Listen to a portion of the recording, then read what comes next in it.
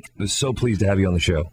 Yeah, thanks for having me, Andy. Yeah, no problem, man. Thanks for being here. This is a very interesting story, and this is a very deep, sad story, but there seems to be a lot of light, and you've really found the silver lining here, and you figured out a way to come back from this and actually turn it into a huge positive thing, not only for you, but for other people. So what inspired the Love for Margot Foundation? So I was married to a beautiful woman by the name of Margot, and at the age of 29, we've been dating for 10 months, and I found a malignant golf ball-sized tumor in her breast, and it turned out to be stage 3 breast cancer. So she fought this disease from age 29 to age 38 until she finally transitioned out of her body in June of 2011. She was the love of my life, and her love changed my heart. But her death really transformed who I am and what my destiny is.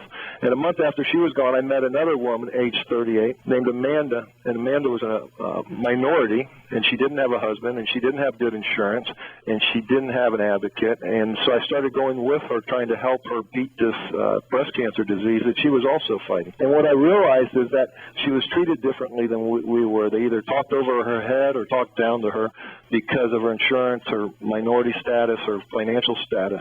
And the final straw that broke the camel's back was I took her back to my personal oncologist, my wife's oncologist, and he said, Amanda, the best protocol to extend your life are these 3 chemotherapies simultaneously.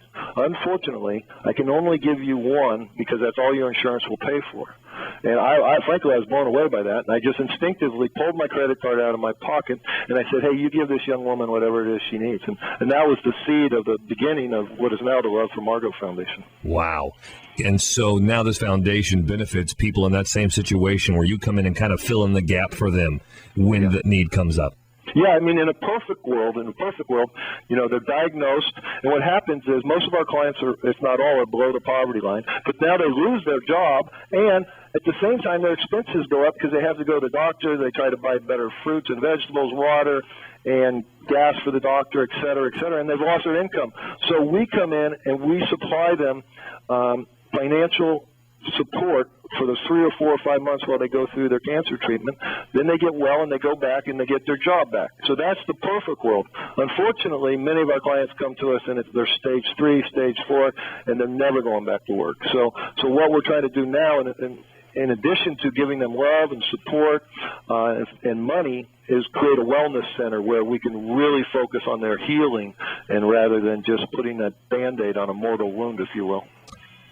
Yeah, absolutely. This is you're attacking the root of the issue, you know, as opposed to just playing with symptoms there, which is a huge deal. Guys, if you want to, maybe you have a family member or you yourself are struggling with this and you need to fill in that gap, you can go to lovefrommargot.com.